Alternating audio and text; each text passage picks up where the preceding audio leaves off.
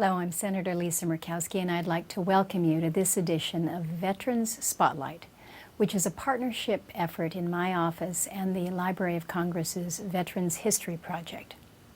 This project was created by the Library of Congress back in 2000 as a way to preserve the personal accounts of American war veterans so that future generations may hear directly from veterans and better understand what has happened on our front lines. As we all know, Alaska's relationship with our veteran community is unique. We have the highest percentage of veterans in our population in the entire United States. Our veterans have served with distinction. They have served selflessly, and every single one of them has a story to tell. Veterans Spotlight is our opportunity to listen and learn. We can learn a lot about our country, our state, and ourselves from the men and women who have fought for us and the freedoms that we hold dear. We owe it to our veterans to honor them through sharing their stories, and we owe it to our nation to use their stories as lessons of patriotism, commitment, and service. If you have a parent, a sibling, friend, or a member of your community whose service to our nation should be shared with the nation, I invite you to reach out to me at spotlight@murkowski.senate.gov. I was born in 1927 in a little mining camp called Haycock. That's just off the Seward Peninsula over near Nome, and grew up there.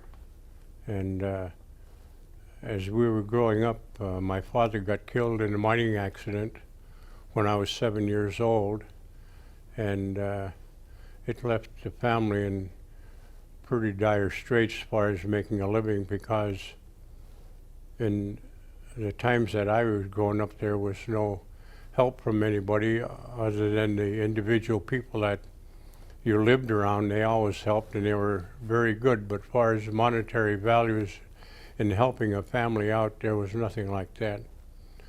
So I learned at a young age with my sisters and one brother how to go out and make a living for us, and we lived strictly on hunting and fishing and trapping and doing odd little jobs. My first job working, as far as the wages go, I made 15 cents an hour, working underground for 8 hours a day, 40 hours a week. And working underground was very hard work, but work didn't bother us. That's how we grew up. As I was getting ready to turn 15 in 1941 is when World War II broke out, and as soon as World War II broke out, the governor of Alaska, Governor Gruning, felt that he wanted some eyes and ears to travel the trails, the dog team trails at night, and then in the summer the beaches and rivers by boat, and wanted us to keep up listening and keeping our ears open if we could hear anything, in case the Japanese were going to hit the beaches any place. So the only thing that I ever saw from World War II at that time was some of the balloons that they had sent off, and hoping that they were carrying a bomb, each one of them. At least that was my understanding. We never saw any of the bombs because the chutes that we found, there was nothing hanging on to them. It was just a piece of balloon material, and not only nylon strings hanging down, but there was never any bomb on it or anything. But we reported all that.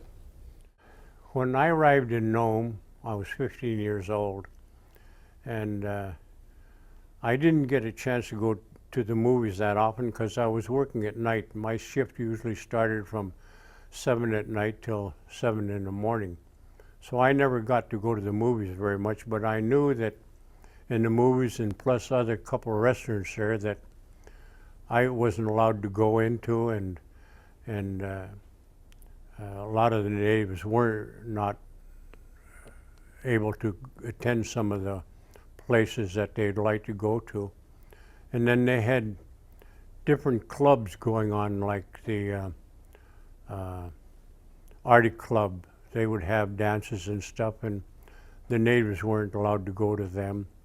And then the Pioneers of Alaska, of all people. My dad was a pioneer, but because I was half native, I couldn't go to any of the pioneer meetings. In 1944, after I'd been working nights all the time, I finally went on day shift. The January 1st of 1944, I had done most all night work, and then by that time I was able now I got as much flying in as I could, so I switched to day shift. So I worked with this guy. His name was Whitey, and his last name was Shank. And he had a daughter that was a couple years older than me. So he approached me at work one day. He said, "Would you take my daughter to the movies?" And I said, "Yeah, I'll take her to the movies. What's the occasion?" He said, "Well," he says, "I want to break that segregation up in the movie house." So I said, "Yeah, what do you want me to do?" He said, "Well, I'll buy the tickets and you meet me there." It was on a Friday night, if I remember right. It was in March of 1944, if I remember correctly. So we got all set up, and he got the tickets, and I met him and his daughter at the movies, and he had already prepped me. He says, "They're going to try to make you move, but I want you to sit in this section over here where you're not supposed to sit." I said, "Okay." And he says, "They're going to drag you out, but you stay in there as long as you can. Make a big deal out of this. Don't just waltz out with them." So I said, "Okay." So we went in there, and we sat in the two seats that we were supposed to be sitting at. And sure enough, the ushers had two ushers there, and both of them were part native. And they said we'd have to move, and I said, "We're not moving. We're staying here." So they took off, and then the lady that was running the movie house, she came down and said, "You're going to have to move, or we're going to have to call the cops to come and move you." Said, "I'm not moving." So then the guy that was running the projector upstairs, he came down. Well, he's a guy I worked with, and he's half native. And he came down and he bent over me and he whispered, he says, "Don't move." So they took off. Then two cops came in. And I had a good hold of the chairs. They're anchored in concrete, just like most movie houses. I don't know, in the early days they had these seats and they bolted them right to the concrete so you can't move them. So I was hanging onto them seats and they were trying to drag me out, and I was 17 years old, husky young man. And these two old guys, you could tell they'd smoked half their life when they were huffing and puffing and trying to break me loose, and two of them couldn't break me loose. So they went and got the chief. The chief comes in and he had one of these billy clubs, and he started whacking my knuckles where I was hanging onto the chair. And I thought, well, we've held this up for about 15 minutes. And the banker was sitting right in front of us. And he was very disgusted because he wasn't getting to see no movie. He was getting to see a couple people hold up this whole movie. So they finally drug us off to jail. And of course, Whitey said that he would be there, and he'd put up bail as soon as they drug us in. So sure enough, they drug us out, and her dad was there, Whitey, and he followed us down to the jailhouse there, and they booked us, and the bail was $20 a piece. So he put up $40, and we were out of there right away. Well, that caused a big stink in Nome, and after that episode, they opened up the movie theater to open seating wherever you wanted to sit. So that's what kind of broke up the segregation in the Nome area, the restaurants and all that.